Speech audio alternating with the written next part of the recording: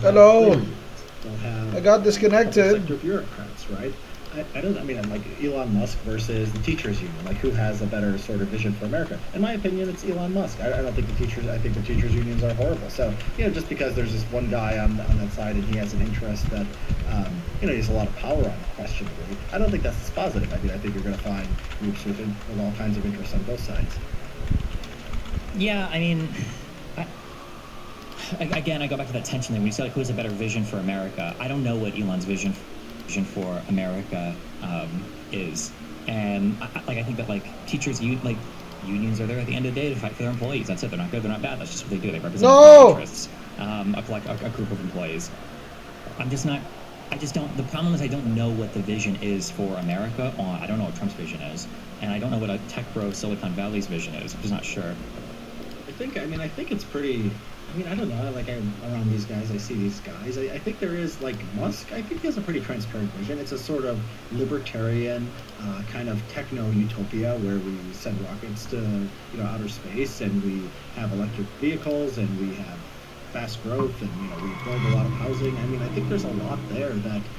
He spends a lot of time on Twitter, and maybe you don't see that all the time. Sometimes he's under bad influences. But I think underneath it all, there is a kind of, like, libertarian, techno-utopian vision. I don't think there's, I don't think it's difficult to understand what this actually is. Yeah, but when you say libertarian, that opens up a whole can of worms, ranging from some acceptable ideas to some of the worst ideas in the history of all of mankind.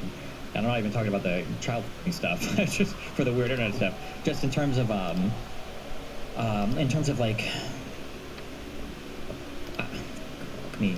I hate the consumer some guys. Here, like, the question, like, what has Elon Musk said? Give me, like, one policy that Elon Musk supports that is not, like, directly aligned with his interests that you think is, like, beneficial for America. Like, what has Elon said about anything that's like, oh, this would be a good American thing to do?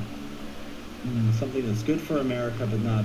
Like, you can look at the social issues. Like, I think he's pro-IVF. Now, he uses a lot of, he impregnates a lot of women, so maybe that isn't his interest, but that's sort of a value thing. I guess anyone's pro-IVF. Okay, I'm aiming. Give me something that, like, is more impactful than a footnote on, like, the one page of a sociology book for American history. Impactful policy. You mentioned housing, for instance. I haven't heard Elon say anything. Housing, I think, is a huge issue in the United States. Okay, we have all these nukes laying around and all of these suburbs. Okay, in San Francisco. Why haven't we matched these up yet? Okay, we need to get rid of all these single-family homes. We need to densify our housing. I've never heard Elon talk about anything related to housing or public transit or, like, social, like, spending. If anything, all I've heard him say is, I'm going to cut $2 trillion off the budget.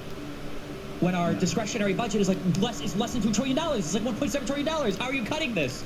Like, I don't know. Yeah, you're right. I'm sure he's probably said something. I'm sure he's replied to some tweet where someone said something about housing and he said interesting. And when I see him do that, it's usually in the pro-freedom direction. There is a consistent kind of tone to it. No, you're right. I think his views on Russia, for example, we might not agree with it, but I don't see how it's directly tied to his interests. He basically thinks that Ukraine should be negotiated and the war should be over. I don't know where his interests lie. With China, some people say he has interest there. I don't know if he's doing it with Russia. So there's at least one we don't have to agree with. I would have to see. I haven't seen him speak too much on the Ukraine-Russia stuff, so it would be hard to say. At this point, I think that's an okay statement to make. I think this was like a Kremlin spread talking point that a bunch of people got.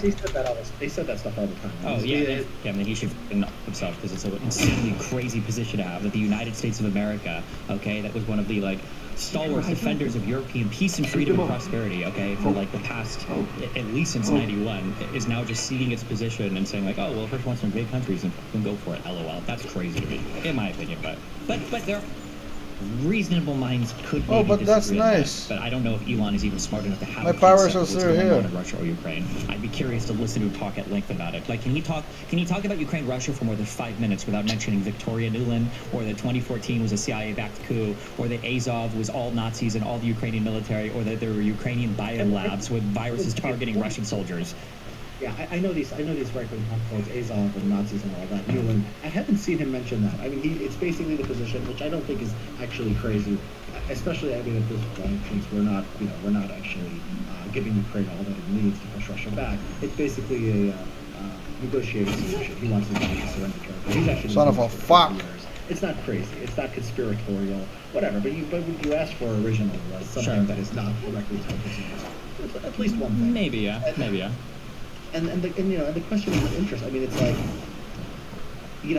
some people's interests are convergent with those of society and some are not. So like these longshoremen union, which Biden took the side of and Trump rhetorically is taking the side of. Two, basically their idea is that they need to save their jobs, therefore we have to keep having the worst ports in the world. They basically don't want automation, right? And that's good for the union.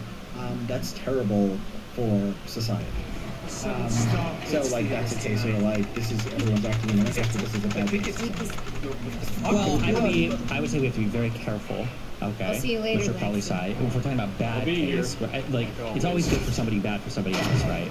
So again, for unions, right? Unions are only there to negotiate on behalf of their employees. But if on the other side, if it's like a public union, for instance, usually they're negotiating against the government, which is arguably the people. But I don't know if I would make the blanket statement like it's good or it's bad, right? To be fair. But in this case, for society. Sure. I mean, I would say arguably largely there are things that you probably like. For instance, like the AFL-CIO. What's the name of the largest union fucking conglomerate? Yeah. Like when I lived in California, I don't know if this is still the case, but I think it was like in Southern California, it was like the largest solar energy plant ever. And like the cost of energy, it would have been like so absurdly cheap, but they couldn't turn it on for years, and they might still not be able to. Basically, arguing against it. Yeah, which is good for those workers, but it's probably bad for society. But yeah. Right. And so that's one kind of I think it's like good for some people. That's what tariffs are all about. It's not very, very few people and then literally assassinate everybody else in America for it. Yeah, I think it's going to be one of those issues where how far he goes is going to be basically tariffs. My friend Brian Kaplan, how to explain this out to me. It's actually a small portion of American economy is international trade. Since America is so big, it's largely pretty bad. Depending on how 100%, 10% off, 5% of the trade that is international. He tells me that that's not necessarily going to be a big deal. Wait, what? How do we arrive at that point? Well, because This is charged, so much right? of like America, most trade is done Demolition. right? So trade, if I trade from California to Chicago, that's not going to be affected by tariffs at all. So you could imagine like a tax that's going to raise, 5% sales tax on everything versus something that's on 5 or 10% or whatever. I think it really depends on, I guess, Philip. how granular you want to get measured at. If I ship something from California to Arkansas, I don't have to pay a tariff on that. But if that's a product that is only made in California because they imported the materials from another place and that did have a tariff associated with it, then now I am paying a tariff essentially on it, right? It's going to be passed on to me down the line, right? Through my supply chain. Yeah, I mean, so the ultimate effects here are, but it does depend, remember, like, the aggregate amount of trade. It's going to be something that is obviously going to be influenced, but the question is how much of that trade is subject to tariffs. But I agree with you. I agree with you that tariffs are bad. This is the one kind of thing where Trump, it's not even like his interest, it's just like his kind of instinct that, like, foreigners are bad and trade Sounds like the board, but I can't understand it. So you're right. I mean, the question is like, which party has like one of these things? Either somebody believes in because of some interest or because of some effective view in the world. And yeah, there's fewer of those biases, obviously. But I think the issue is that I feel like you're right, not only because it's mentality, because are you familiar with the term like autarky? Yeah, it feels like that's what Trump against America should be like it's a good thing. That like we need to be digging iron out of the ground and smelting the ore ourselves and then building the circuit boards. Like, I mean, that's a good thing. And that all international trade is bad. Like if you're running a trade deficit, it means you're losing to the other countries or whatever. So I think the theory is bad. Everything is bad too. I think the biggest issue with conservatives is they have no accountability for anything that they do. Right? Notice how earlier. Why do we know who Fauci is? We know why we know who Fauci is. It's because Donald Trump was not responsible for anything that came out of the executive branch. It was always the people underneath him. It was Fauci, it was Comey, it was anybody else besides him, right? When it's Donald Trump's executive department, it's all the cabinet members that get blamed. But when it's Biden, But now it's Biden's DOJ. Now it's Biden's problem. Now Biden's basically Trump's spending so much about our trade.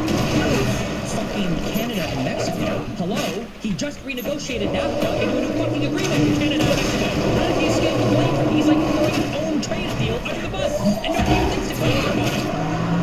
Fuck The you. funniest thing was, by the way, you think Jeffrey Epstein killed himself? I There's no assume? Black Pyramid here. No, I think that Donald Trump killed him because Jeffrey Epstein died in a federal prison when Donald Trump was the president, and he's the one that was on TV saying he probably would release it because I'm innocent. Like, notice how nobody connects these dots, right? Yeah, I was just about to bring that up. I love that. That was my favorite thing of Trump. He kills himself while he's in prison. Trump is the president, and he tweets out something strange about here, like. In a federal prison, it's your DOJ, it's your FBI, it's your prisons. Yeah, Jesus. You know, if he would have died under Biden, it would have 100% been Biden killed him. Like Biden literally, personally ordered the hit. Somebody brought up that, like a week before the election or so. Did you see the story? It got lost in the news where there was like a tape. I didn't even read it because there was so much going on with the election. But basically, Epstein was saying like him and Trump were best buddies. Best friend, yeah. Up, imagine if Kamala or Biden, that would be. I said all of this. Yes, I have a whole thing where if you really wanted to put together conspiracies, but if you really wanted to put together conspiracies and you were a true conspiracy guy, there are so many more with Donald Trump, so much better. Like the BLM riots to undermine the left, like what happened under Donald Trump's presidency, like the Fedsurrection on January 6th, like all of these investigations under Donald Trump. They were happening under Chris Wray, who was Donald Trump's hand-picked FBI head who replaced Comey. Like there's so many more conspiracies that fit so much better, but they're just like their brain shuts off immediately. Can you imagine? They hang their hat on Biden saying publicly that we would pull the funding from Ukraine if Shokin didn't get fired because of all of these international, basically, agreement, loan guarantees and everything for them to clean up. But that's a big conspiracy. But a 47-minute phone call with Giuliani talking to Zelensky's aide about how they need to publicly announce an investigation into Hunter Biden with absolutely no foundation whatsoever, and the whole guy, the Burisma stuff, was recently finally pled guilty to lying about being the instigator of all of it. Like, well. You bring like checkers back in, did you? How do you support? What is the equivalence on the left? Give me your worst. What is? I can't. Like, is it trans athletes? What is the thing that drives you on the left? You're like, man, these people are crazier than the right. Yeah, sure. You know, yeah. This may happen again. I mean, you're right. There is no equivalent. There are bad things about the left that you can say. I agree. I wrote an article called I'll see you later, Langston. Left-wing beliefs are not conspiracy. I'll be here. So what they will say sometimes is that, like, oh, you believe in structural racism. You believe men can become pregnant and so forth. And these are ideological ideas. They're ways of seeing the world that are false. You might think they're false, but like my favorite one that I bring up is when the pull-out Paul Pelosi. Oh God. The guy gets attacked, and then and the New York Times put together this great graphic. Wow. It shows like the kinds of people who are questioning. GPUs used 99%. But it's like, but it's not hot. Ted Cruz. It's not like just Alex Jones or whatever. Whenever I go on Peers and I'm saying like, hey, Donald Trump said this, DeSantis says this, Elon Musk says this, they're like, okay, well, what about this? I think 2-year-olds should be trans, and it's like, Martha Johnson on Twitter, 7 followers, 18 likes on her tweets. Like, what the fuck is wrong with you? Sorry, go ahead. You're supposed to be arguing for the other side, go ahead. I agree. I argue with these people more than you do. I mean, But you support them. Well, how can you think this is a better vision for the United States? How do you think these people who are totally untethered from reality, how is it the better party? I think that the ideology of, look, if I'm voting for a local politician, for example, and in Texas, I think that probably the Republican is going to believe in more conspiracy theories, but I think he's going to get, like, the big things about the economy and crime and other issues. I think he's going to get them right. I mean, there can be this kind of, you can be crazy, and you can just accidentally sometimes believe in the right thing. It's not aesthetically pleasing. Like, I wish I was part of a movement, or my side of the political aisle was like full of reasonable people I could talk to and trade with.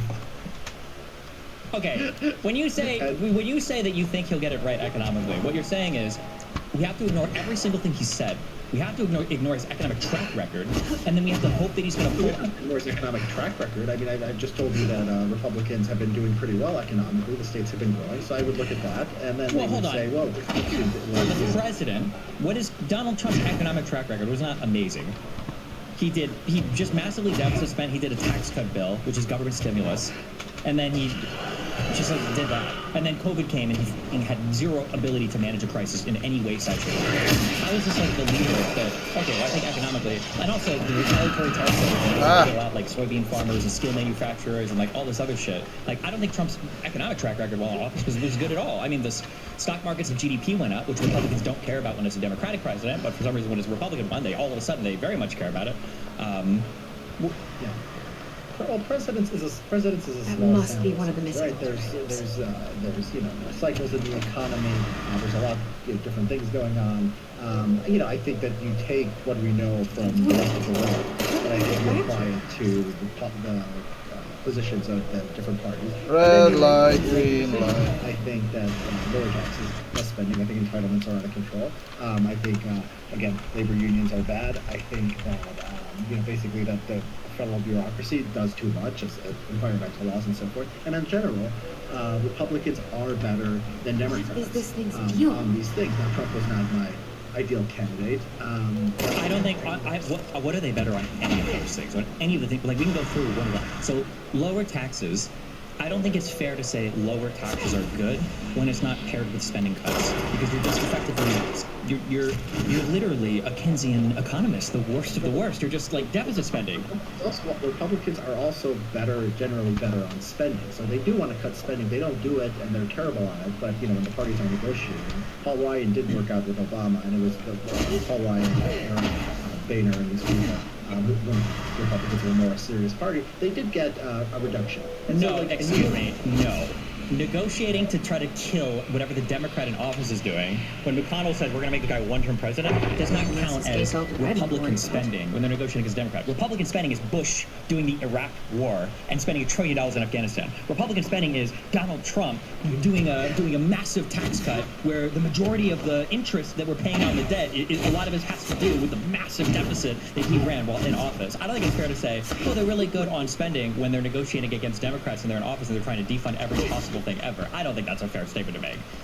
Well, I mean, that is, it is a position they took. They did end up with a sequester. Discretionary spending did go down. Trump, even when they were doing the stimulus at the end of the Trump presidency during COVID, Trump was pretty bad, but the Republicans so maybe that wasn't even the way. Maybe in that situation, maybe it was stimulus. I mean, we've only had a budget deficit. When was our budget surplus?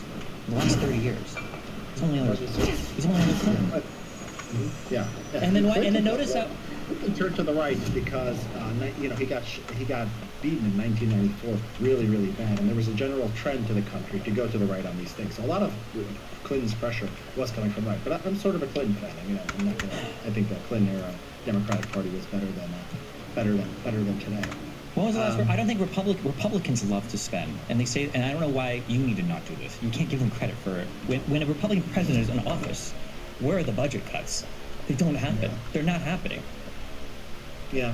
And Donald Trump had. This is the thing that irritates me the most too. Okay, is that Democrats have to come in and we have to clean up the worst mess in the world. Okay. And Obama came in on the heel of 2007, 2008, which annihilated the world economy for a year at least, okay? And then Biden has to come in under the horrendous COVID everything that was going on, regardless if you think Trump mismanaged it or not, right? Donald Trump came in after the economy was flourishing in the last half of Obama's presidency, since 2013 onwards at least. And then Trump comes in, and if you were ever going to have a budget surplus, if you were ever going to cut spending, this would have been the time to do it. Interest rates have been low, economy was booming, the world had recovered, he comes in, unemployment is low, everything's fine, but he doesn't do it, he still deficit spends. If we wouldn't expect him to be fiscally conservative or responsible in that environment, why would we ever expect him to be responsible in this environment? Like, as much as Republicans make fun of the IRA, the Inflation Reduction Act, because it was called that, I think just because it paired spending with budget cuts, I do think Trump will pass any deficit neutral legislation at all in the next 4 years. No, I don't think so. Look, I mean, the spending thing is difficult. There was just the thing that's supposed to support for spending is entitlements. Social Security and Medicare are going to eat the budget. there was just a vote in Congress to raise the retirement age to 70, which I think is probably a reasonable thing to do. Three senators voted for it. They were all Republicans. They were Rand Paul and a woman from Wyoming, and I think Mike Lee, right? So this is where we are on spending, to cut spending on the big stuff, the welfare for old people. You have maybe 3 Republicans in the Senate and 0 Democrats. Sure, who are willing to do but it. that's never Yeah. changing because this is your strongest voter base, right? Social Security and Medicare are not going anywhere. That's just not happening, right? Look, there have been there's Romina Bocchia, who's at Cato's, who talks about how this has been done historically. The way they do it is, and maybe this can still happen, you basically have a commission. The commission gets together, and then the Congress just basically signs off. They all agree with the commission. Partisanship makes that very hard because everyone's going to want to play, use it as a political football. But yeah, you have to sort of outsource it away from the political process and then just sort of pass it with everyone sort of getting their hands dirty at the same time. It's harder. I It's love harder it and till harder. the I think day that Republicans it's done. at least have some people in their coalition who are taking it seriously. Democrats do not. But Well, hold on. You mentioned 3 people, one of which is a joke voter. Okay, Rand Paul. Listen, I was a huge Ron Paul fan. I love him. Okay, but that guy voted fucking no on everything. Okay, and Rand Paul, I'm guessing he's probably similar. Okay, I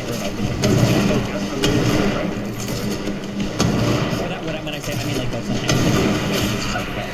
If you wanted to short Social Security, why don't you just raise the Social Security tax a little bit? Like raise the cap on this tax. That might help a bit, right? It would basically become Shield harder. yeah, it would raise taxes. I don't think that's I think that old people have financially better off than I think we should. I think that would having an effect of 50% is not good for growth. I don't think that's just. I think that's too high. So Sure, I don't think we have a fight like 50%. He's spending a lot of money in California. California, if you raise the Social Security, if you kept the items there. Yeah, you get up to 50%. Also, I think that the claim that old people are the wealthiest, I mean, that's always been What the fuck? largely a function of age, right? So, I mean, older they're people are always going to... we don't have to have a welfare state for it. Well, sure, but I also think you run into issues of like what does it mean when you're wealthy as a person, right? A lot of that wealth could be tied up in a home or something else that's relatively like, reverse mortgage your shit or your other exotic financial products. I mean, what if you're young? I mean, you're young and they're taking out that 13% out of your paycheck. That's also a problem too. You might not be able to move to your home. So if we're gonna on a sort of broader level of like how we organize society, I think people should have more resources in the time of their life when they're gonna form families and have kids. If you're gonna think about sort of like when we want them to be wealthy, I think that young people basically create the next generation, and if they have an affordability problem, it's a bigger deal than old people. Sure, I agree. What are the most important things to help to help young people, though? It's generally wealth transfers, right, in the form of subsidized student loans, so that they can get an education. Which, by the way, Donald Trump wants to cut the entire Department of Education, but. Well, that's complicated because it's a rat race, right? Once you basically start subsidizing education, basically people get educated, and then it's keeping up with other people. So you're taking people out of the labor force. You're forcing them to sort of get this credential just because everyone else has that credential.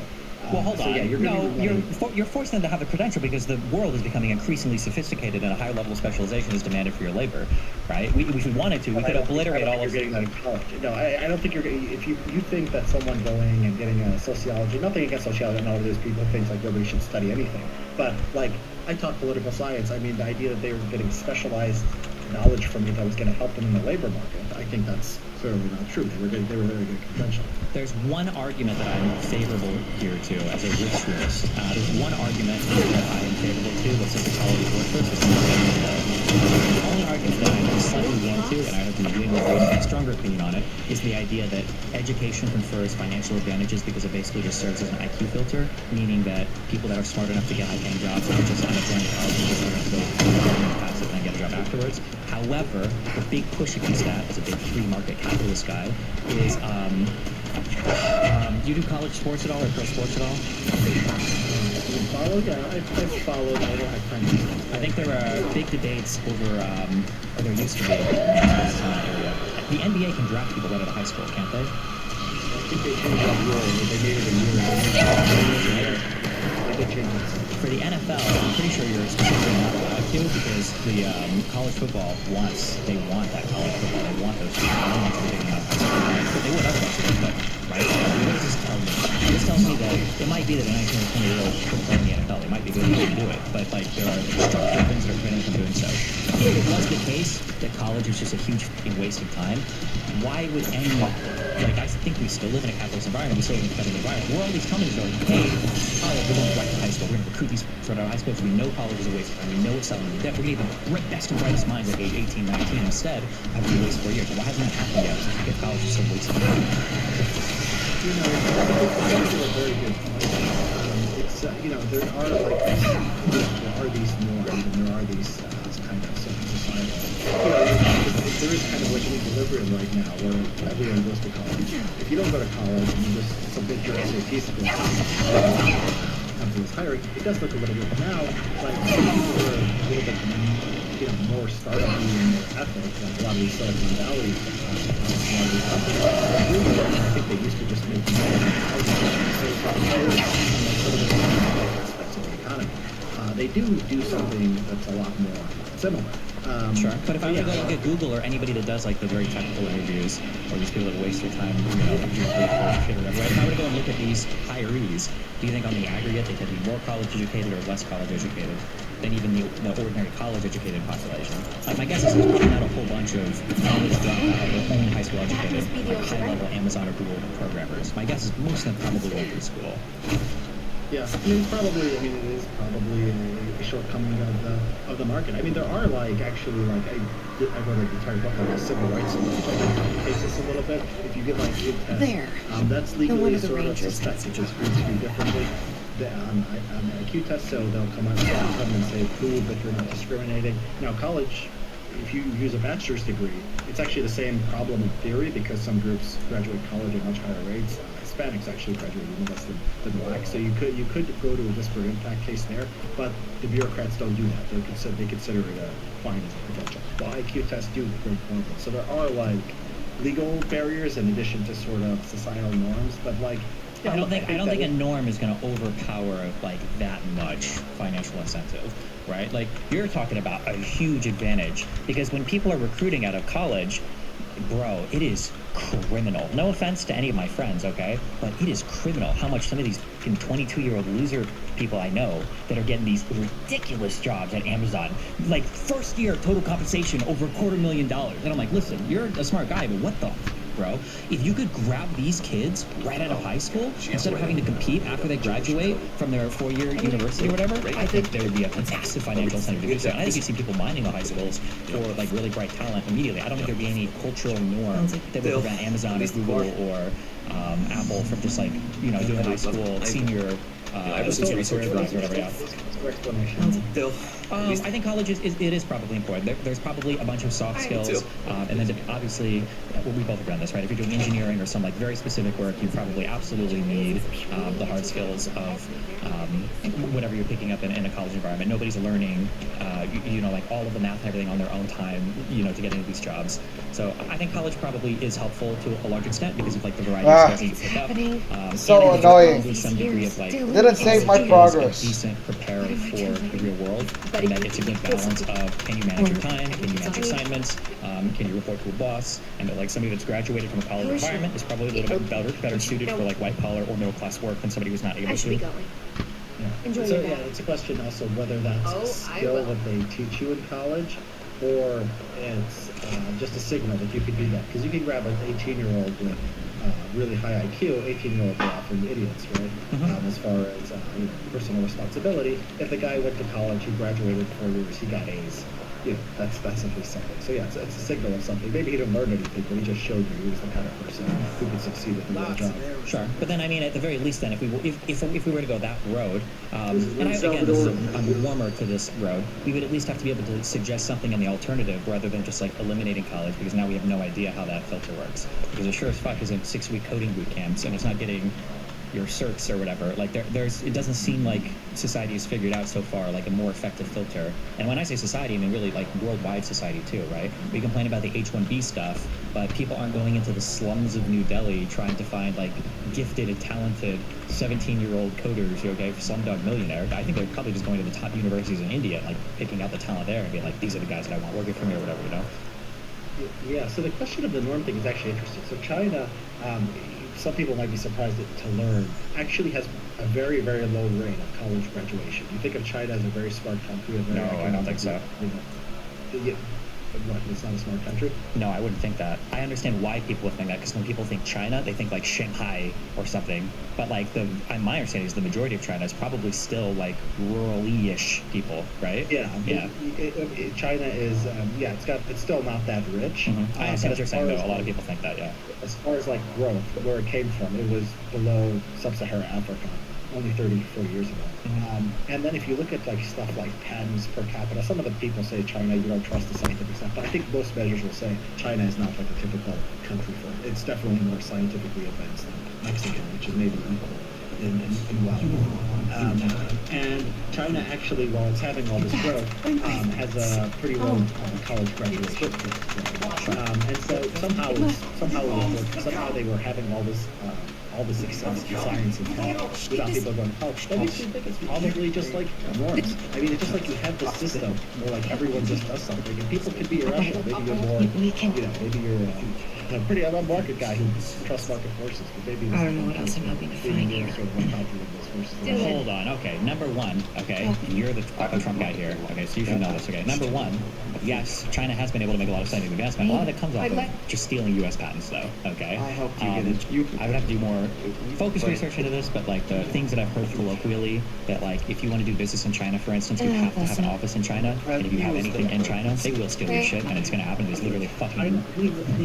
There are measures of like Nature Index, like new scientific papers that get highly cited across the world, and like you can make like disputes. Oh, China, some of it is like BS. There's a lot of fraudulent research, but there's no measure you could use, anything that's like objective, that will not show you that China is like a technological powerhouse. No, sure, yeah, I agree. But I'm saying that one, a lot of that is coming from stealing patents from other people. So like U.S. Okay. They may steal patents, but like as original stuff that they're actually doing. I mean, I think there's probably no IP law in a lot of third world countries. A lot of third world countries probably would steal their IP if they could and get away with it. Yeah. Sure. But that's one thing. Number two is China's a lot of people to draw from, right? So they might be able to afford having. What is China's population? Is it like 5 times the U.S.? What is China's population now? They have a 1.2 or 1.4 billion. Yeah, they have a lot of people that they can draw from as well. So even if as a percentage they have less educated people, as an absolute value they might have a lot more. And scientific progress is, I mean, it doesn't matter if your per capita is higher. Scientific progress is looking just for an absolute amount of research done towards a particular thing, right?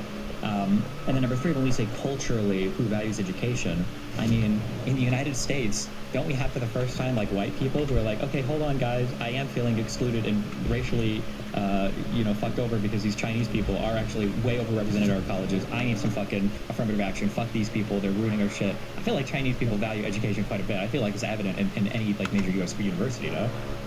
Right. They value. I mean, like education can be a lot of things. Right. It doesn't have to take the form of going to a college. Like some people like buy their kids all kinds of like they take their kids to That's no normal piece of have paper. their like little toys that take their education. Their kids don't match your truck lines. I don't think it's necessarily college when it's 18 to 22. I need to know where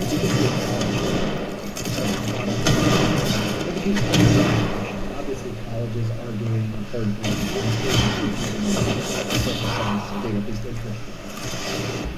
I think like the bottom 50% of undergrads were no longer using it. If you're not in the top 50% of people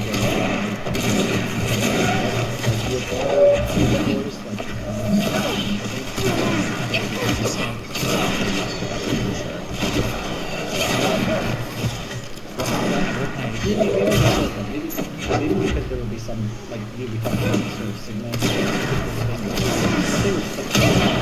Somebody would figure something out where they would be able to test you and see if you're conscientious, or maybe high school would become more important. I think in a few years people would basically figure out too much. It's just like 4 years of your life. Like, look, just to know, like, to turn your assignments into. Why can't a company pay you below minimum wage, like $2 an hour? Instead of you paying $60 an hour, they could pay you $2 an hour. We need to find and out. you could just learn, like, they could just babysit you for 3 years, if that's what you need, and then have an evaluation and say, okay, now you're ready for a big boy job. Why can't that be the system, rather than you pay $60,000 a year to a university? I mean, it might just be that being in an environment with other people that are learning and I'm sympathetic towards the idea that something should replace education because there's that quote, like if you pull somebody from the dark ages and throw them into modern society, the only way they would recognize is the schooling, basically. Like I'm sympathetic towards some type of reevaluation there, but like if there's something huge to be done. I accidentally. Okay, fine. If there was a way to iterate on this, well, I haven't seen a lot of I think that's something kind of like looking at, okay, well, what are these replacements to education? Because I think that's the type of revolution that if somebody figured it out, that would spread like wild. You wouldn't even need a government policy. It would instantaneously take over. Maybe it's what I just said. Maybe it's the minimum wage one. Maybe it would be worth training these people for $4 an hour. It wouldn't be worth training them for $15 an hour. Isn't that what the federal time is? Yeah, I mean, maybe if you're just babysitting, maybe like $1 an hour. It would be like a fair wage, right? So you have like this massive subsidy going into education, and then you have like the minimum wage, sometimes unions and other things that make it hard to get a job. Sometimes arbitrary credentials, like government will just require certain credentials for things. And so you've got these other things that are sort of messing with the system. That's maybe making it turn, right? It's something good. You have all this money pumped into other things. A few things being done to stop, like another system. We need to know what's.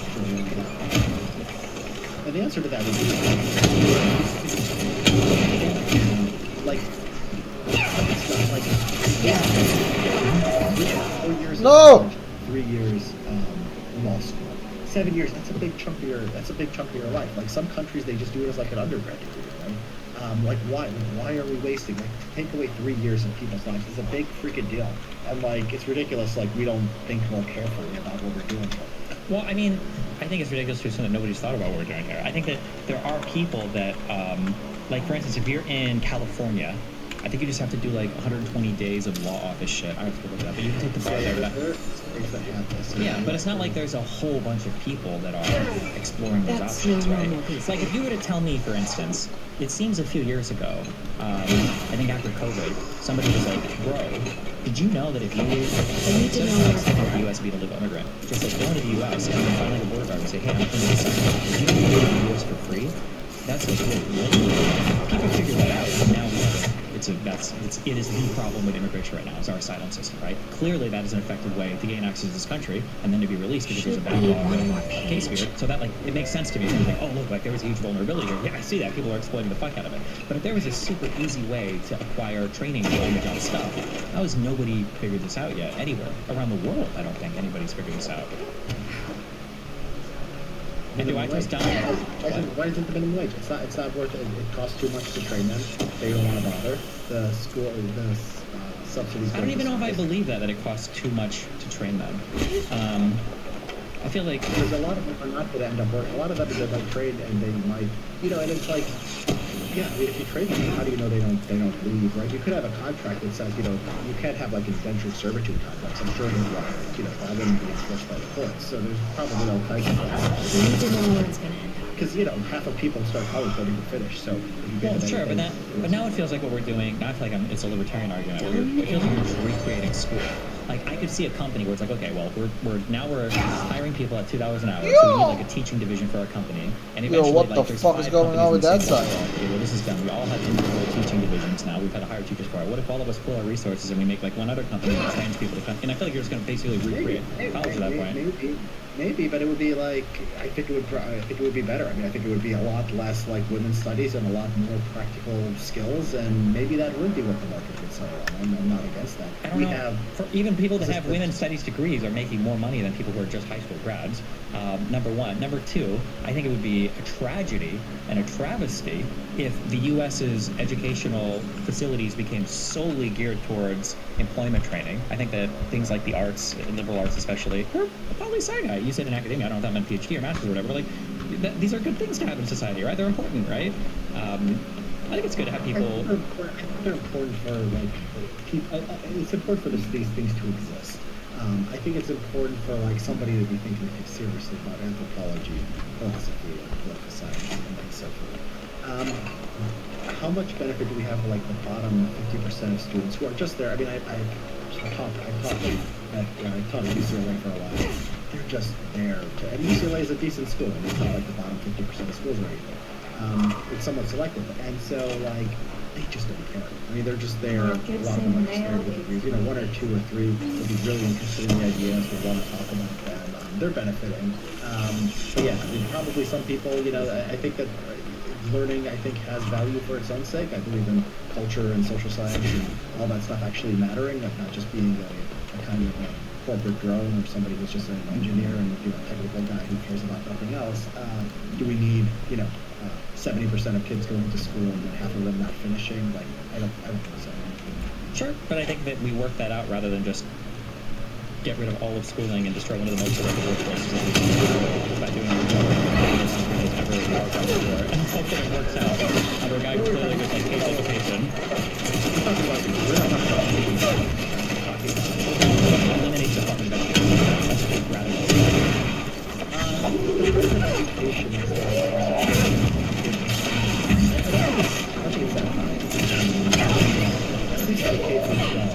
well, hold on, yeah, that's actually totally making this up. My guess would be over a half of, or at least 30 or 40% of like college spending comes from by the K through 12, maybe not like well, yeah, if that counts, yeah, you're right. I guess it will. Well, first of all, they're not gonna. Okay, like when some Democrats say, universal free college, that's not gonna happen. Especially, and even if they got rid of the Department of Education, I think they would still keep the grants. It doesn't necessarily mean that they would get rid of the grants. So we're talking here about policy is sort of calibration. Do we want a government? It's not like we're going to abolish college tomorrow, and we're going to have a system like Germany where everyone goes for free tomorrow. We're going to be a place where we're going to spend a little more on college. We're going to encourage more people to go, or we're going to nudge a few less people to go. I think we're on the side of too much education, too much college. Good reason to vote Republican in the grand scheme of things. But how do we? I guess I'm just not. There are like data points that I would look at, like even the bottom fourth of college grads. Like if we go to the BLS website and you look up people who are holding like certain jobs, like even the shit degrees, the bachelor's degrees, these people are on average who just have high school. There might be confounding factors that are explaining it, but I don't know. I feel like it's hard to see evidence of we just have way too much college right now. Like our workforce is so productive. Yeah.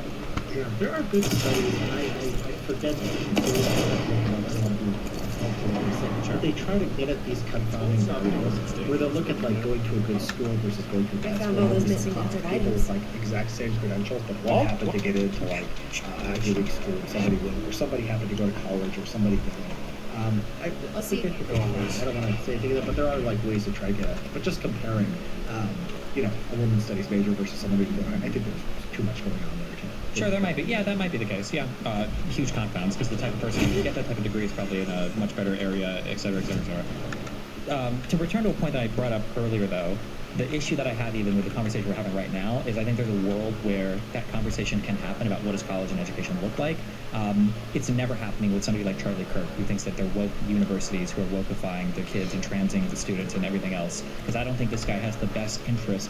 One of the issues that I run into a lot with conservatives that comes up with tariffs, trade policy, and everything else as well, is that they talk about economics, but they're really defending or fighting for some vague notion of culture. And I don't even know what that culture is they're fighting for. And I'm almost getting it from you, but maybe not. I think you are speaking a bit more on the economic side. But like, if somebody wants to fight about culture, we can do that. But that's a fundamentally separate argument than the economic one. And a lot of the cultural arguments get dressed up economically. I don't know if that makes sense. Yeah, I mean, I think immigration is. I've been pointing that out recently. Yeah. Like there are some economists who are skeptical of maybe low-skill immigration. There's no serious economist that I've ever found that is skeptical of high-skilled immigration. Sure. We're together. Like someone who happens to be. I am together. Right or left? I mean, right wing economists. Kamusta mga New Year niyo, mga tol? Yeah, they do have to sort of dress that up as a cultural argument. I saw J.D. Vance had an interview before the election with Ross Booth, and they asked him, like, what kind of economic difference?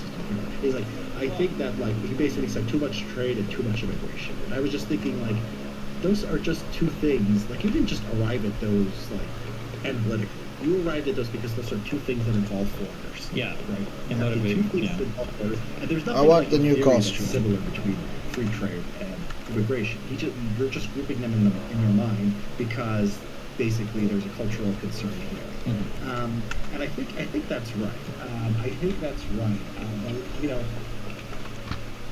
trying to think like the left. I think that there is like a concern with. I mean, I think it is more secular. I won't make it. I do agree that, like, in the left, if instead of Mexico, we had, like, a Poland to the south of us, there was a whole bunch of, like, very racist white people. That's not to say that that's all Poland. That was mean. But, like, if we had a country like that, the left might feel a little bit differently about immigration from the south. That's possible, sure. I did a published paper on this where I changed the identity of the migrants. I did a survey. I changed the identity whether they vote Republican or whether they vote Democrat, and whether they vote white or whether they vote migrant. Sure. And even when they were white and voted Republican, Democrats were still more pro-immigration. Like you could shift them, but Democrats were still more pro-immigration. Even of the immigrants who are most likely to be Republican, and the whites who you think that they might not be. So yeah, I think there's something sort of there's a kind of right-wing chatter. It's just like everything is different. Even if they like I'm gonna be like, this is a based Hispanic guy. Like he's awesome because he says MAGA. And they're like, here's this Hispanic who just like looks exactly like him and his cousin, and I hate that guy just because he crossed over this a couple of years. There is this kind of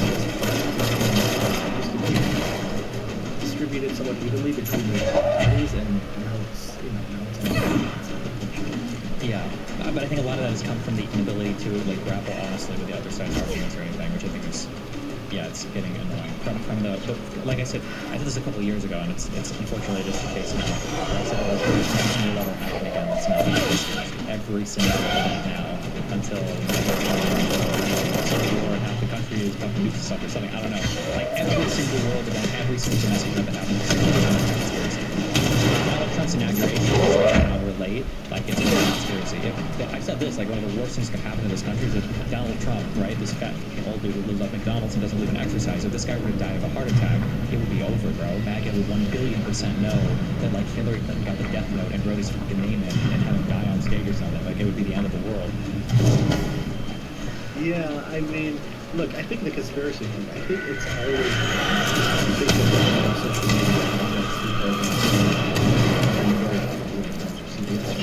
and then I do think that's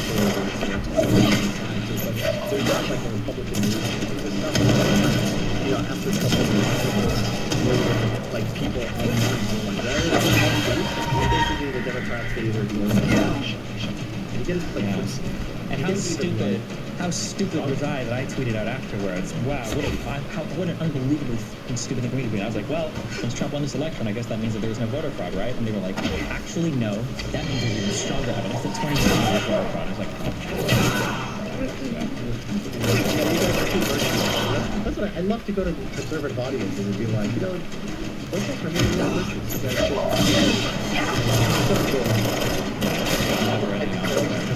it's a direct comparison. I think there's no question. Even that reached them.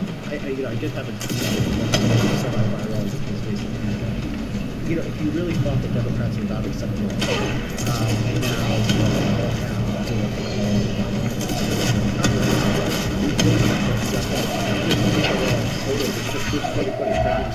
the majority response of the people who decided to respond to the tweet. There were more than you might think.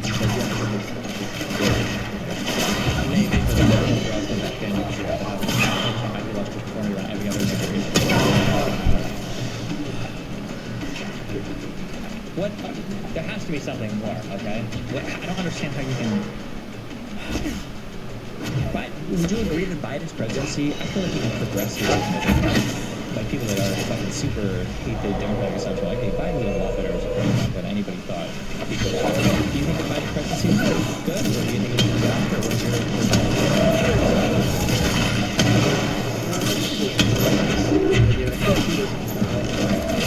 Average president. I don't see something that he did, which he didn't do according to, I think, the big issue. So, however, they're actually he didn't do that, but he didn't do anything obviously out of Well, I don't think. I mean, like, how much can you tell?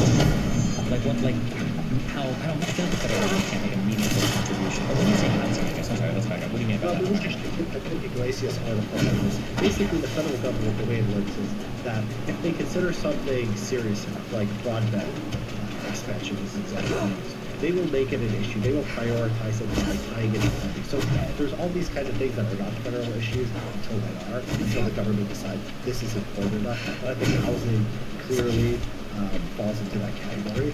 I can like, so, I can half buy that. The only issue with housing though is that like extremely limited supply of land that like super fucks your ability to like for broadband. You're moving it like another. There's no shortage. There's no shortage of land. You could build up. Like the problem is you can't build up. And by the way, between San Francisco and Los Angeles, there should be it's empty land. You can drive that route. San Francisco should be a mega city, the size of Tokyo. I mean, it has like all the largest companies in the world. They're all concentrated there. Yeah. It should be. I agree with you, but this goes to what I was saying. That's why I was saying earlier. Compare the news with the suburb. Okay, it's insane how it's. I lived in Glendale, Culver City, and then Huntington Beach. I don't know if there's like a regulation in. Do you live near? You said near LA. Yeah. Is there like a law that says none of the apartment buildings can be higher than 5 stories? Why is it? And that's where you can. I'm pretty sure that's right. And that's when you can build apartment buildings, which is Yeah. But places you can. all that to say that like broadband is basically the federal government saying we want to take this seriously. We're going to give the states a whole bunch of money. Or go build broadband, right? But you're working on like another dimension. You're going underground or above ground. You're not like tear apart once you do it. The zoning thing, I think zoning hits at a very strange. Like you almost have to get anti-democratic. My intuition here is I don't have data to sort this. My intuition is you almost have to get anti-democratic to fix it because if you go into a particular area. In the short term, it is going to hurt all of your life. And the one thing because the main people that are being hurt by things like bad zoning, are people that are trying to do the most stuff. But then two, the people that come to homes versus the people that come into apartments. The people that come to homes are your strongest voters, right? Like, not to knock anything, you from to that. I feel like on a fence there. Social media or on your fucking vote, like I feel like so I feel like you're running into an issue that democracy can't solve for. And I don't know where the federal government is going to get fucked because the federal government said so. I feel like these are always going to be dealt with at like the municipal or city level.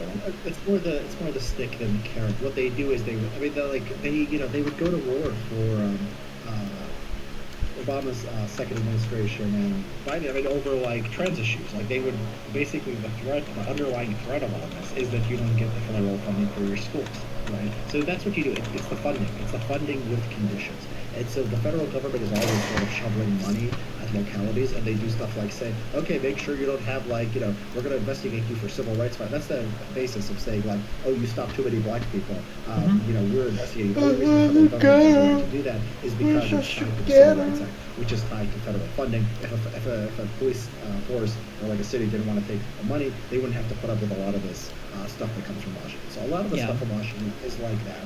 And so, it just requires some kind of thinking about where sort of the levers are, what kind of leverage you have. And the federal government has a lot of leverage. That's how it's been able to put its claws into basically everything. Yeah, so I agree with you on that. However, I would argue there's a whole other, can of worms.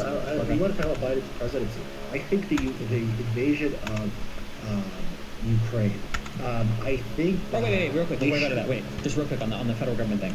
The issue that I have with the stick thing there is that I feel like the other stuff. I feel like a lot of issues were made to care about these a lot. We're made to feel like these are really big deals, but they're really not. So they don't get that part. I don't think illegal immigration is anywhere near as big an issue as people say it is. We only care about it because they say it on the news. I think if I would tell you yesterday that 100 million people illegally immigrated versus 1 million, you have no idea. Most people, a person in Pennsylvania whose main issue is illegal immigration is not voting on that issue because he genuinely cares about it. It's because he's heard about it on the news. I feel like when it comes to trans integration or black people go to school, Title IX stuff or whatever, for sports or whatever, I feel like these are not real issues. as much, so the federal government has more room to go there. But if it mean that like signs are going up saying we're demolishing this neighborhood or you guys have to move because of federal government stuff, I think that people would become a lot more aware of that because that is a very real issue, and I think people would care a lot more. I don't know if the federal government can do that. I would agree that if they go really good, I think they should do that. I think it would be great. But I think another issue you run into there is like fighting the companies from COVID, and I don't know if rebuilding the housing sector was like it's the time for this. Maybe under Trump, it would have been good the first time because nothing else was going on. But yeah, I don't know, maybe something. I mean, it's like Colorado, that's the big deal. That's the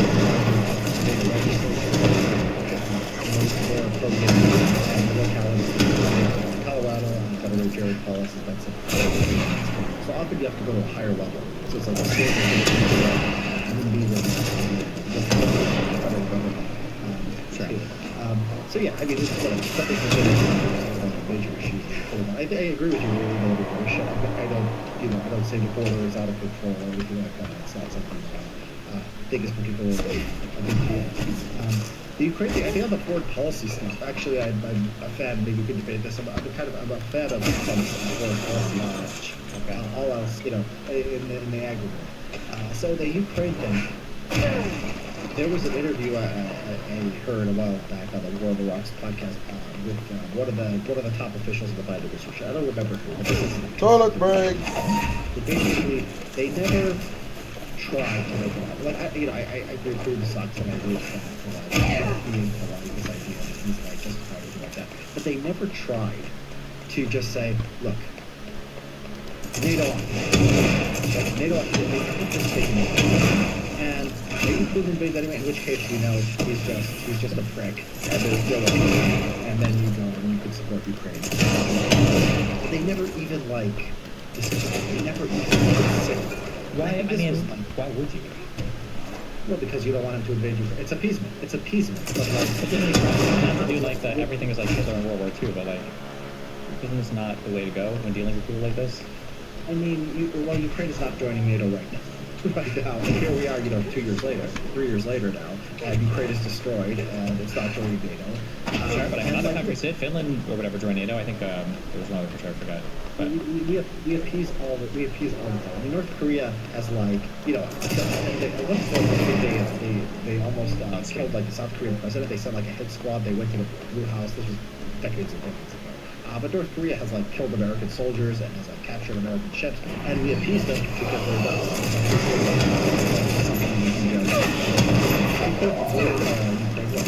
Wait. American ships.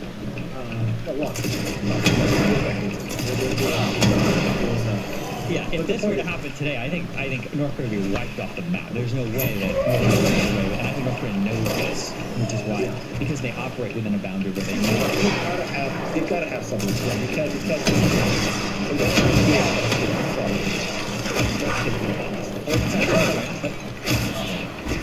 Yeah. But letting go. Letting say we're not going to. Morally, want to be a NATO. I think morally, Russia doesn't have a right to tell Ukraine what to do. But it's just a hard reality that if they are willing to go to war over it, and kill all these people and destroy Ukraine, it's something we should have considered. Would you say the same if they wanted to invade Poland? No, because then at that point we have the NATO guarantee. We make the guarantee. Wait, but what changes there? Because we have the guarantee. They're in NATO already. Right? You can't just. Well, but so wouldn't there still be the same threat of World War III or nuclear annihilation, or isn't that the hard reality? No, because you have to. Because Poland, there's no difference between Poland and Germany at that point. They want to take Poland. They'll take Germany. Germany is also a NATO. NATO versus not a NATO is a very big division. And so I think it was probably Lithuania and Estonia are part of NATO. It's all three Baltic countries. What's that? Yeah, all three: Lithuania, Estonia, Latvia. Yeah. Yeah, and those countries are. It's not. If they weren't in NATO today, it wouldn't be it would be a vital national interest for them to be in NATO. But the fact that they are means that you can't let them take it over. Well, it sounds to me like it would be a vital national interest, right? Because it sounds because what you're telling me, it sounds like all the because like this argument feels too circular for me, too Mearsheimer-ish for me, where it's like, well, Ukraine is not in NATO, and it's like, okay, and that makes them okay to invade. Well, it sounds like they want to be in NATO. Okay, well, we're going to invade them because they might join NATO. Okay, well, but like, why would they want to join NATO? Well, because if they're not in NATO, they could be invaded. Okay, well, what if we don't join NATO? Well, then we're going to invade you. And it's like, I don't know. I don't buy that at all. And I don't even think they were invaded because of anything having to do with NATO. I think they were just invaded because Yanukovych got ousted. I think the timelines line up to and everything. I think, like, I'm not sure that Russia would not have invaded it. Maybe, like, we can't know, but it's like, you know, I think it was worth trying. I think there was a flexibility there. And then when it happened, I mean, we should have gone more in Areas under quarantine. actually helped Ukraine a lot earlier. Excuse me? A lot more weapons. I mean, Are you so, lost? boiling the front. Do you normally barge escalation. into people's- Maybe that was, I don't know, like, I think that they went too slow. Yeah, that could have been a mistake, but why did we go too slow? It's because the fucking Republicans are insane about, like, making every single thing conditional on fucking everything, right? We had Ukraine weapons packages that were initially tied to fucking immigration bills. They killed themselves, like... Yeah, I mean, that's right. I mean, I think that, Private world yeah, space. so, like, you know, Literally it's doesn't still, I mean, know it's what still she's talking Biden's. about. And, well, actually, it's not that How simple. can people A lot of sit- Republicans at the you first sit few down? months, I they were require often samples of- a lot more. Really? Republicans. Mold And samples? eventually it became I thought magnified, this could and spell it became doom. like Trump just sort of said, you know, what are we doing here? And they sort And of it started will. following Trump, The at least in mold early we on. need. It Any was, I think samples will do Republicans were at that. least Samples of I think maybe early on, maybe, yeah, but I'm putting Okay. together those kinds I've of made a deals where list of weapons are being some. shipped in and everything is Fine. happening would I'll probably take a take look. more My than name's- just like a month, because there are a lot of like logistics questions that have to be answered, not just logistics, but like military conduct. Like you Have can't you train heard people to fly of F-16s in a Darling month, Range right? Cluster And have even a knowing what coffee? the full scale of everything's I mean, going to be. she's talented. And then also I will say one more She's time, because I do feel very she strongly about shouldn't this when we get into the whole sign Ukraine-Russia history and all that.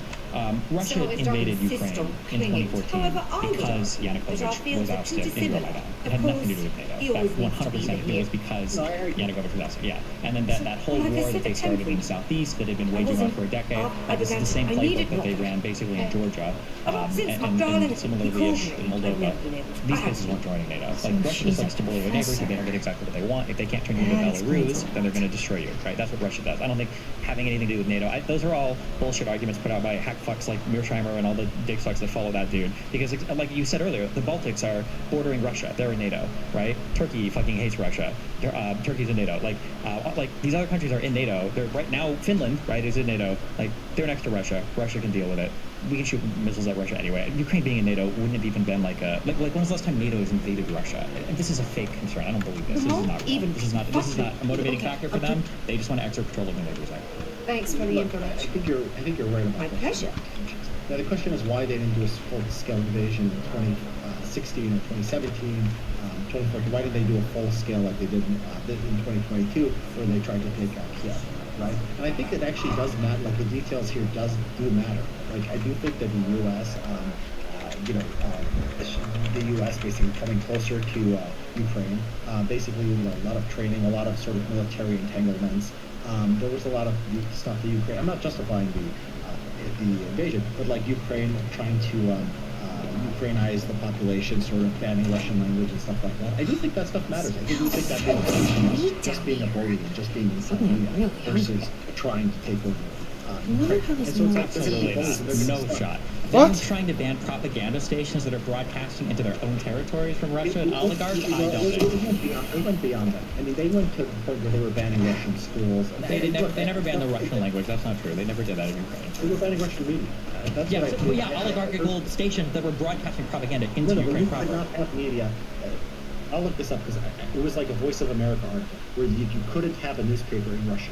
Like, I'm not saying that doesn't justify invading Ukraine, obviously, but it went a lot further than just cracking down on oligarchs, which probably is legitimate.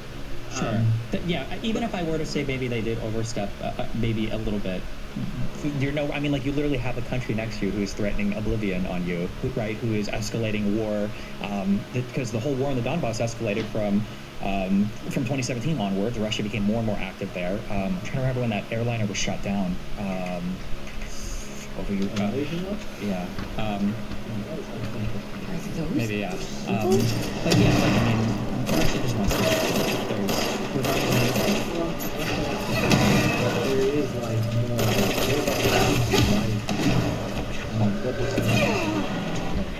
maybe I don't know. Maybe we should have gone. I mean, you will. I mean, Trump did start by giving Ukraine lethal aid. Like, do you give Trump credit for the for sort of escalating support for Ukraine? No.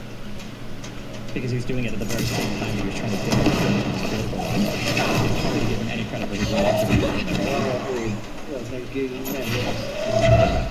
He was impeached over it. Come on, those phone calls were great. That 47-minute phone call between Giuliani and Zelensky's aide, if anything ever existed like that. I'm sorry, yeah. No, I think Trump was the first guy who sold a whole bunch of weapons to Ukraine. I think it was a good. I mean, I guess I would give him credit for that. I don't know if this was like a strategic. Israel, I think out of Israel too, on the Middle East. I mean, I think the Abraham Accords. I have an article on the Abraham Accords.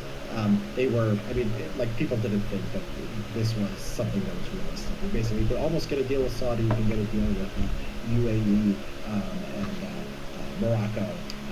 And what was the other one? Bahrain. Yeah, this was impressive. I mean, the Saudi countries and Israel were united against Iran. Biden comes in, and there's a little bit of daylight, and it sort of all falls apart. Whether I do think, I mean, people sometimes say, oh, October 7th would have happened either way. I'm not sure, because I think the entire Hamas strategy was caring about human rights and sort of hiding behind civilians and basically relying on public opinion in the West, primarily America. And that's just not a realistic strategy with Trump in office versus Biden. So yeah, I can't prove this, but I do think it made October 7th very ugly. If you have any writers or foreign policy experts, okay, that don't want to fight with me on this, okay, I will fight to the death on this. The Abraham Accords were not impressive. In my view, the Abraham Accords were a concession made to Israel. I think Netanyahu had basically all but announced that he was going to annex further parts outside Jerusalem in Area C. I think it was Bahrain, was the country that initially, I don't remember why it was them, like had huge issues with this, and then there was some back and forth fighting over it, and then basically Kushner saw an opportunity to come in here with the war fighting. He's like, okay, hold on. How about instead of Netanyahu, how about instead of you annexing like all these parts of Area C, what if we can like have more formalized peace, right? People, because we're Americans, like all the brown people are fighting, all the Jewish people and everybody in the Middle East is fighting. That's not really true. Israel has been like pretty stable in terms of enjoying stability in the Middle East. I would argue for probably the last like 30-ish years. They're not getting invaded. They don't see like all of their partners as wanting to fucking destroy them, right? Basically, they have Iran and Iranian proxies. So Hezbollah and Hamas. So the idea that like Saudi Arabia, Bahrain are like saying like, okay, Israel, let's formally have like a like a peaceful arrangement. It's not that great when that basically done to kick the can down the road on the Palestinian issues, which is what kind of led to things like October 7th, because Palestinians will continue to engage in terrorism if they feel like they're being ignored, and I mean that's completely what happened. There was nothing in the Abraham Accords that was penny in the Palestinians into any of this. The can was kicked down the road, and it's not surprising that that more terrorist attacks going to happen. Like the whole border riots and everything were happening. The Great March of Return was all happening in 2019, I think. So no, I don't think that was. And I mean, like Iran attacks Saudi Arabia and there's still stuff going on in Syria and Turkey and everything with abandoning the Kurdish allies there. We're still losing people in Afghanistan. It's still the Taliban and kick the can down the road for that into the Biden administration. I don't know. I don't think it was very impressive. Somehow he writes it as there were no wars or whatever, but like we were still bombing Yemen with Saudi Arabia. It was Biden that pulled us out of that. We still had a larger presence in Syria. That's why we were losing troops there. We were still in Afghanistan. He didn't negotiate that withdrawal under his term. I don't know, man. I'd love to continue the Israel debate. Actually, I'm running on a hard stop. I got to go pick up my. Oh shit! Yeah, you're good. Okay. Yeah. If you ever want to chop on, also you can also or hop on. You can also just message me. I'm always here to fight. So I do appreciate the conversation, though. Thank you very much. Enjoyed it. Yeah. Have a good one. Peace out. What's the phenomenon called where people seem reasonable and admit to all the bad shit the right does and still go out and vote for Trump? I mean, I think he's probably heard a lot of bad stuff about the left, and maybe I feel like for somebody like him, I feel like he's the best example of like he's in a certain media environment. So like when I'm saying these things, it's hard because you guys listen to me all day, so you've heard the things I say. What the fuck? But what I just said there about the Abraham Accords, I don't think were that impressive. It was probably legitimately the first time he's ever heard that in his entire life, and then had somebody actually back that argument up. And when you've consumed countless media things talking about like, what does Ben Shapiro say? Peace in the Middle East, peace in the Middle East. They all say that. Trump said that over and over again, peace in the Middle East. And then I say it, okay, well, who the fuck is this guy? Okay, like, that's cool that he has an opinion here, and maybe he's even backing up with a couple of facts or whatever, but like, he's a random streamer guy. Like, I've read this like 50 million times that this is peace in the Middle East. Like, why would I? There's probably like that on like every single piece.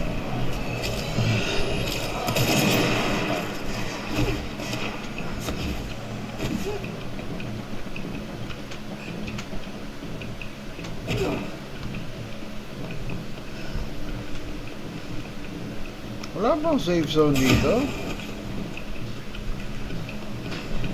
He's ideologically opposed to unions and wokeness. I mean, like, being opposed ideologically to unions is weird. I would have to seriously pull them up. But also, I mean, ideologically opposed to wokeness. Depends on how you define wokeness. I mean, like, I'm opposed to wokeness, but I'm also kind of woke. It just depends on what you're talking about. But right line safety is a clearly right after present safety. Never drive around crossing roads and animal die. If you look at these grounds is promoting the idea that violence will walk down people and over ruin Trump's term. That's great, and it won't happen, and no one will talk about it ever again.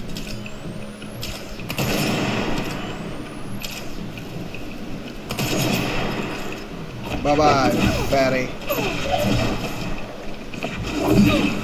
Hey guy, welcome back to another hilarious YouTube video. You probably thought that would be. Well, what if I told you that entire voiceover was actually done by artificial intelligence? I would be lying. I don't know how to do that. Hey guy, welcome back to another hilarious. I made a video a few months ago about how AI is ruining the internet, and even though not that much time has passed, there's still so many new forms of dumb AI garbage that I feel completely about. The iPhone 16 has been marketed almost entirely around Apple Intelligence, and for some reason, sales are down. It could be because many of the advertised features still aren't available and won't be until nearly halfway into the product's life cycle, or maybe it's because every new iPhone costs $20,000. But I think Apple's condescending and mean-spirited commercials are also having an effect on how people view this product. Commercials targeted at people who aren't just stupid, but also kind of shitty. Every single one of them is basically just, are you tired of having to do anything? Well, now you don't have to. You don't have to type, you don't have to read, you don't even have to think. Finally, you can just mindlessly waddle your way through life as the barely functioning zombie we've always dreamed of selling things to. Like this guy, who hasn't done any work all day, but gets Siri to write an email for him telling someone else that they should do his work for him. And that guy is impressed? Then there's one where this guy has to lead a meeting about a presentation his team made for him, but of course he didn't read it. So he spits in the face of the hard work done by everyone around him and reads some bullet points his laptop moved out. I love when everybody else does work except for me. Is this how Apple views its customers? Like they're incapable of doing anything on their own without getting help from their precious device? It's good to know that every time I open the mail app from now on, my phone's going to be sitting there with its arms crossed, shaking its head as I stumble through some crappy attempt at a meaningful reply. All right, dumbass, just give it to me. I'll figure it out. Oh, Jesus Christ, man, are you even breathing? Oh, I forgot I had to. Thanks for reminding me. So, what did you think of the pitch I emailed you? Yes, the one that you emailed me. Here we are. Very Victorian, which I loved. Unique relationship is formed. I love unique relationships. With a twist. I know, because I read it. Great. I'm gonna tell them you're interested. What? So they just committed to doing a whole movie they know nothing about other than how a phone described it? That doesn't sound like a great career move to me. What if the script is terrible? What if the movie's racist? Don't give me that smugness like you just outsmarted me. You're the one who just agreed to be in a racist movie. Siri, what's the name of the time you have a meeting with a couple of months ago? Exactly. Hey, What's that? have I forgotten people's names before? Absolutely I have, and I will do it again. What I've learned in life is that 90% of the time, it's not that big of a deal. I have never taken it personally when someone doesn't remember my name, because there's a lot of information getting tossed around in our brains, and sometimes it doesn't prioritize the important stuff. Instead of names and birthdays, it'll save song lyrics you heard one time 20 years ago. It happens. Just be honest about it. Would it be the end of the world to have a regular human interaction with someone? Does Apple just want us all to lie to each other now? Yes, of course I read the text you sent me. You look like a woman Josh. with love for me. My husband. But as much as I hate those commercials, they all pale in comparison to the worst of these ads. Happy birthday, Dad. The mold has that effect on some people. Likely due to the fact it's not actually mold or even of this dimension. I suspect fact, it is the result of two incompatible molecular structures. One, I call it this. Just if you found most people, I refer to today, the pill just only stands. Great idea. Are you fucking kidding me? This character sucks. I don't want to be like this person who not only forgot her spouse's birthday, but got annoyed that their kids didn't. Who interrupted a beautiful moment between them and their dad so she could show them some stupid photo montage Siri threw together in 4 seconds. This is like that thing little kids do before they learn to pick up on social cues. They'll interrupt a conversation like, Mom, look what I can do. Wow, that's really great, honey. And this isn't just a lazy and useless gift. This isn't even a new feature. My iPhone's been making dumb video slideshows of my pictures for years now, and I've never even asked it to. But also, all of these things in combination make no sense. This is marketed towards people who hate their jobs and want to get through it as soon as possible so they can get home to their families. Okay, I understand that.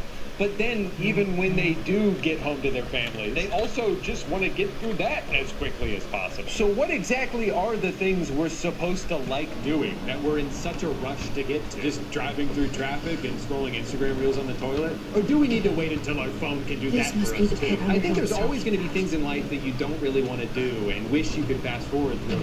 But to what end? If you could just skip through every single thing that's even remotely tedious or unenjoyable, you'd probably just skip straight to your deathbed, filled with regret, and also a newfound appreciation for the movie. If that sounds familiar to you, it's because it's the plot of the movie Click, starring Adam Sandler. I like the part where he made boobs go in slow motion and then ignored his family for 20 years. One of the other key features of Apple's intelligence is message summaries, and I can't imagine ever wanting to use this. I don't want my fucking text messages summarized. If someone took the time to type out words for me to read, I'd like to read all of them. Oh, If shit. I take the time to type something out for you, I certainly prefer to read the whole thing and not just have your phone cram it into one neatly packaged sentence devoid of any emotion. All the things that it might be useful for AI to consolidate. Communication with other people is absolutely not one of them. Again, what's the vision here? That I want to tell someone something, but I don't really feel like typing it all out. So I'll just tell my phone the gist of what I'm trying to say and make it do it for me. But then, of course, the person I'm talking to also doesn't want to read all that. So they have their phone sum it all up in a few words, reducing it back to the original thesis I lazily pumped out a few minutes ago. So at this point, all we've really done is throw in an unnecessary middleman they both ignore. But then what happens when even that two-sentence summary is too much for someone to handle? You would consolidate it even further?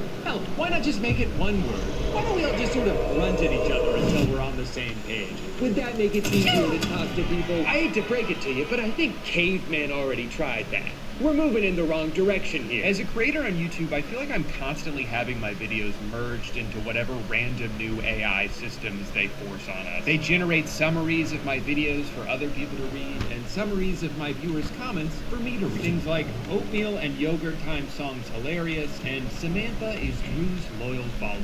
Good to know. But the main feature I want to talk about is one that is just so funny to me. So for the past couple years, when you would go to read comments in the YouTube Creator Studio backend, some of them would have these auto-generated replies as prompts for you to respond with. For a long time, these were all super generic, just like, thank you, or sorry. But at some point a couple months ago, they updated these to be way more specific, with AI that's trying to use context to understand what's happening, but is almost always wrong. Thank you so much for saying piss and wobble within 10 seconds of each other. You're welcome.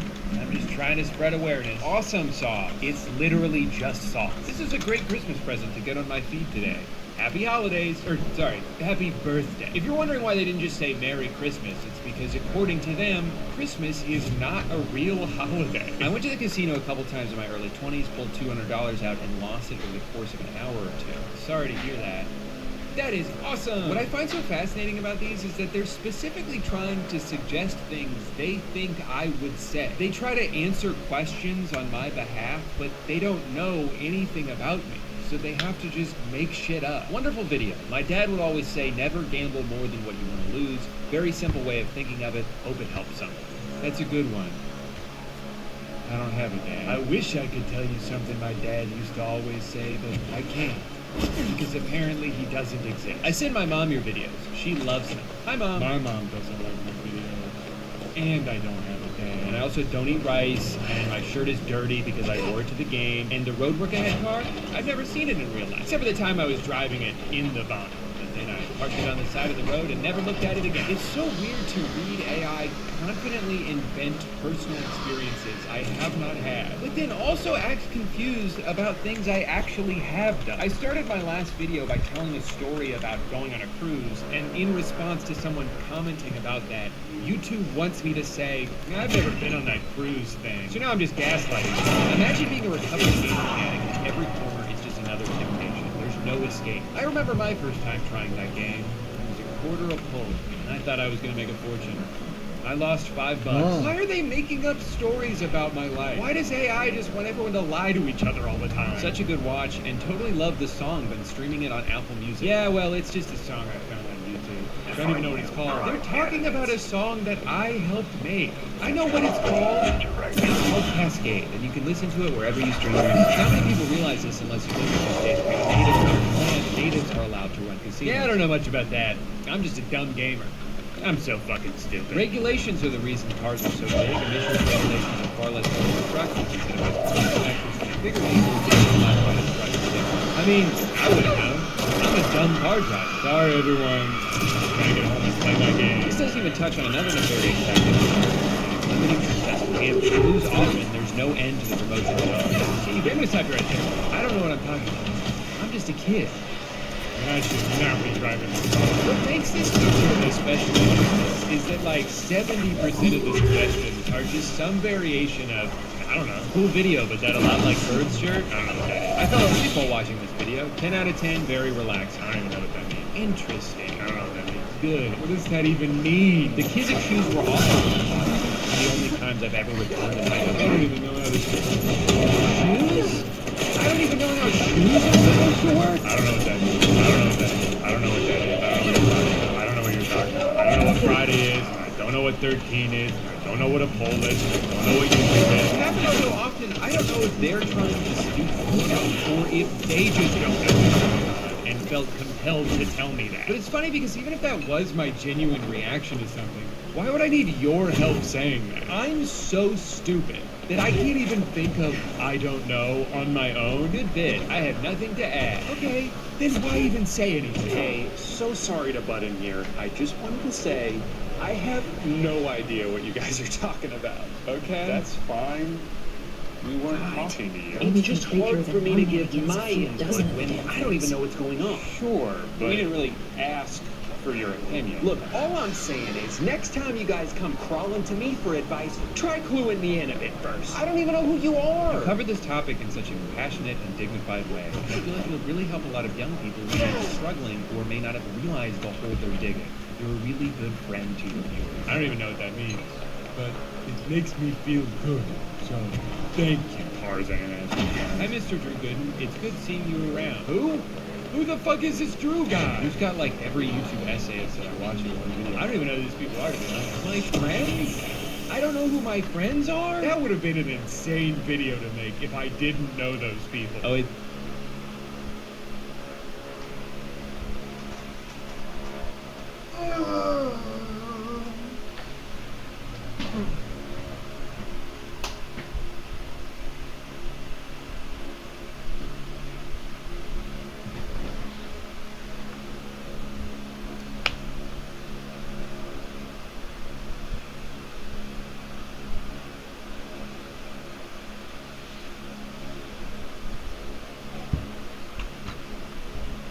What? Ladies and gentlemen, my name is Isaac Butterfield, and I am Australia's most controversial comedian.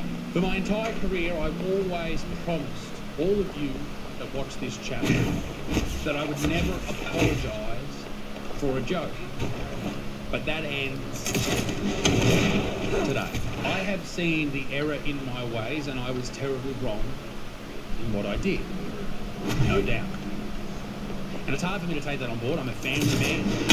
I care deeply about the people that pay money to see my shows, and it's given me a lot of reason for introspection to look back at what I've done. And I'm just really angry with myself. I really am. I received a complaint about one of my shows, the show that was in my hometown of Newcastle just recently.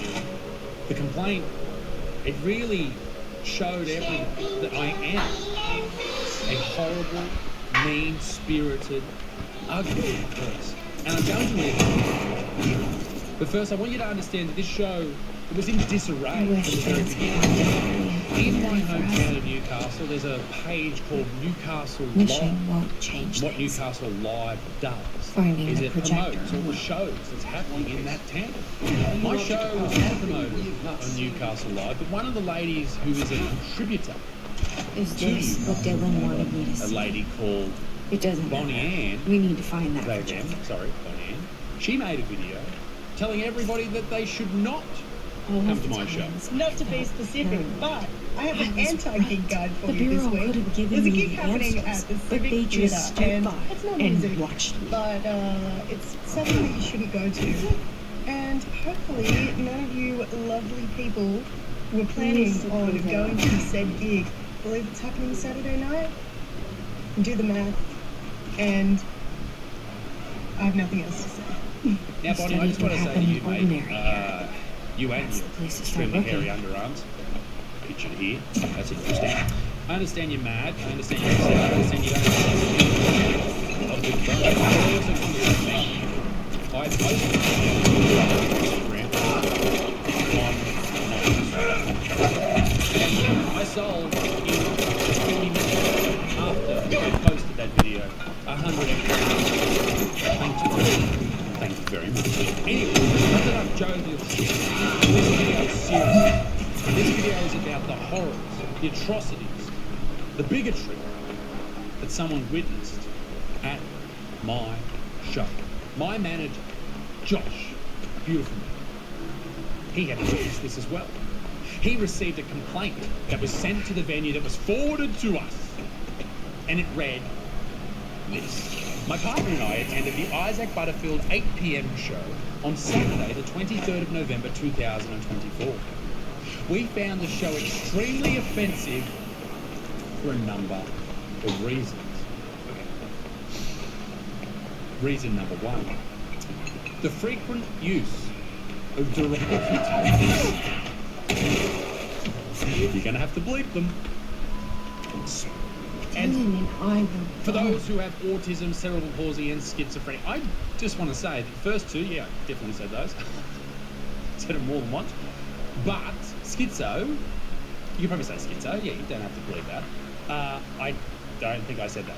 So, you know, get your quotes right, guys. You're going to put something in quotation marks. Make sure I actually said it. And the second word, the word that starts with very an S, different one, sure, but and rhymes with both in a fantastic. cell of some sort. I said that in reference to Not out horrible of the things cell, that people no, call or autistic being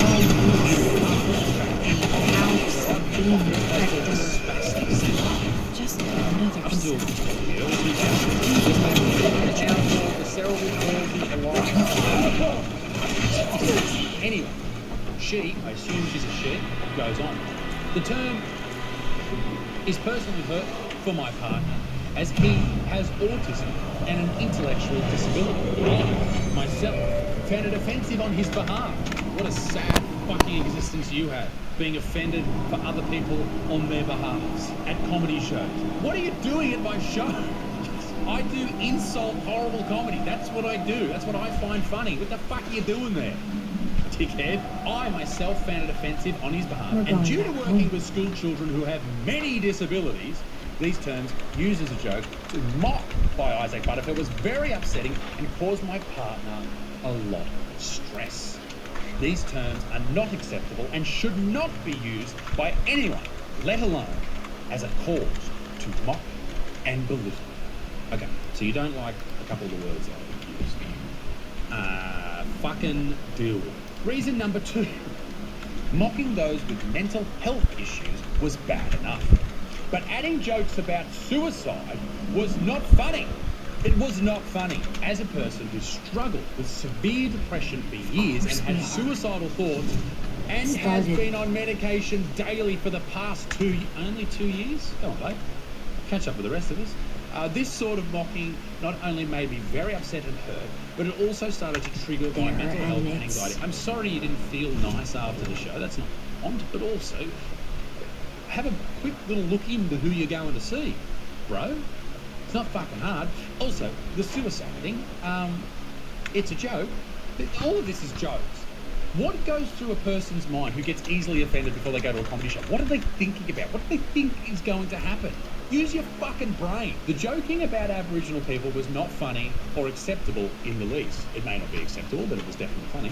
Example, joking about the stolen generation. Now, the stolen generation, where the Australian government at the time went in and stole kids from Aboriginal families and tried to put them with white families to make them, give them a better life, make them more assimilated, all that shit. And that's horrible. That's atrocious. That gives generational trauma, has given generational trauma to a lot of people. But I will still joke about it, even though it was horrible and disgusting. And it's the worst time in someone's life. I will still joke about it. Does that mean I hate Aboriginal people? No. Does that mean I think it was a good thing? No. It's a joke. They're not real. Fucking wake up to yourself. This is very poor and un-Australian. But then to add the LGBTQIA plus community into it, Isaac mocked them both by saying trans Aboriginal. You can't tell the women apart from the men. They all look the same. Another quote, it's not exactly what I said, but it's sort of